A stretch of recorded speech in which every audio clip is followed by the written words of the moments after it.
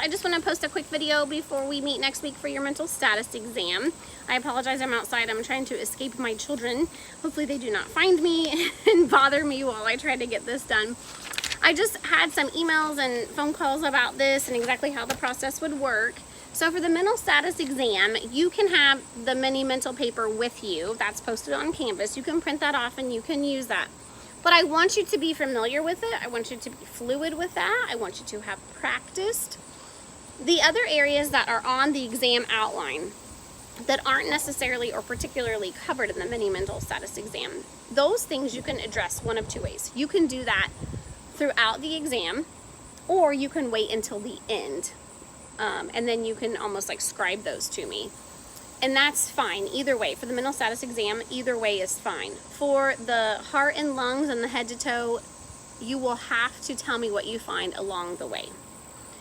Skin warm, dry, and intact. TMs clear bilaterally. Gums pink. Dentation normal or fair. I'm trying to think. Heart sounds, I can't hear those, so you have to tell me about the rate. Then lung sounds.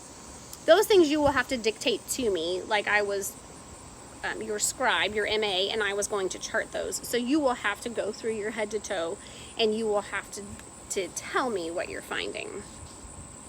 These are pass-fail exams. You have 2 attempts. If you don't pass the first time, I will meet with you, whether it's this mental status exam, the heart and lungs, or the head to toe. We will meet via Zoom or WebEx, and then we will go over areas that you need to improve on before your second attempt.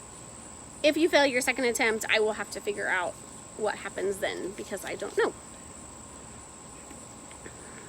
For items that you need for these exams, this exam not so much, but for the heart and lungs, and especially your head to toe, you need your stethoscope, you need an otoscope, you need a pen light, you need a reflex hammer. If you are not in the market to buy a $500 otoscope, then don't. I have a Dr. Mom's.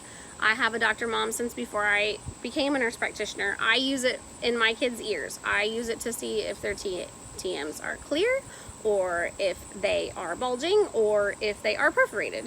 I have found all of those things using my $30 Dr. Mom's otoscope that I bought off Amazon.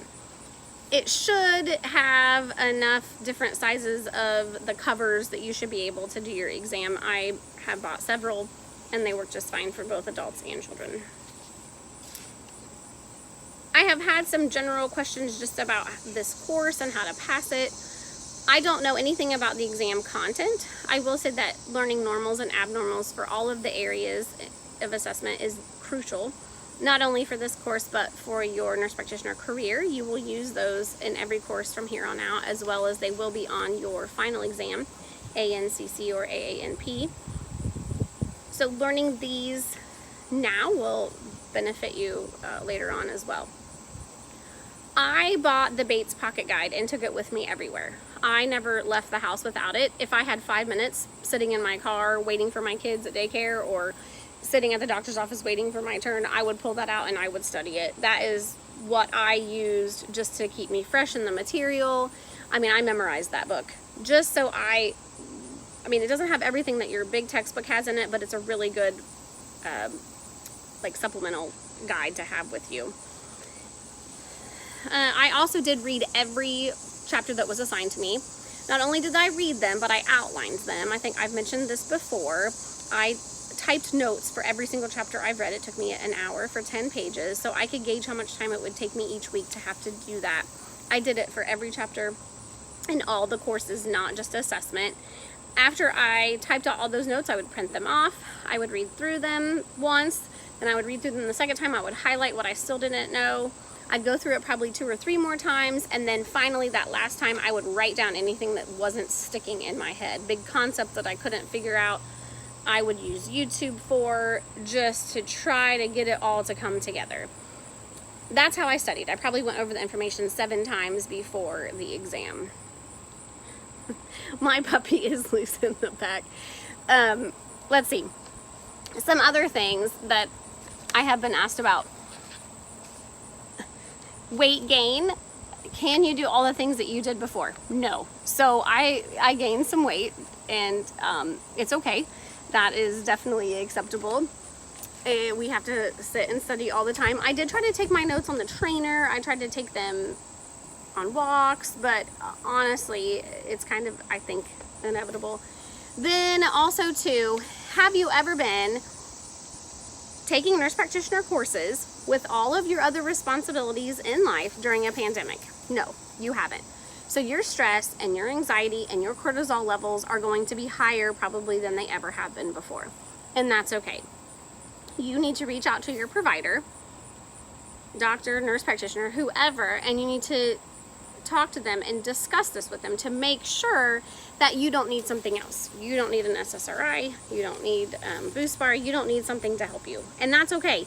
You might never have had to take something before in your life, and you might not have to take it again once you're done, but you might need to, just to try to get you through nursing school. It is very difficult to do this, to have a family, to have kids. I would assume that's probably difficult to do even if you just had a boyfriend or a husband or a wife or girlfriend.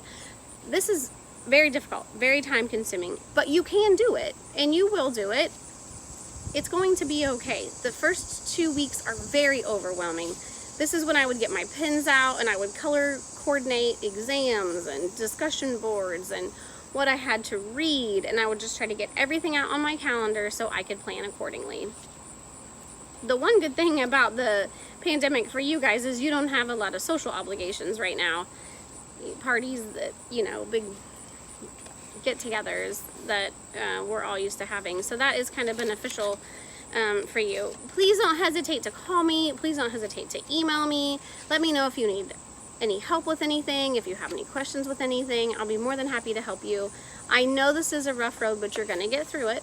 Remember, just one day at a time, one page at a time, one concept at a time, and please don't hesitate to call if you need anything. All right, have a great weekend, and I will see you guys all next week.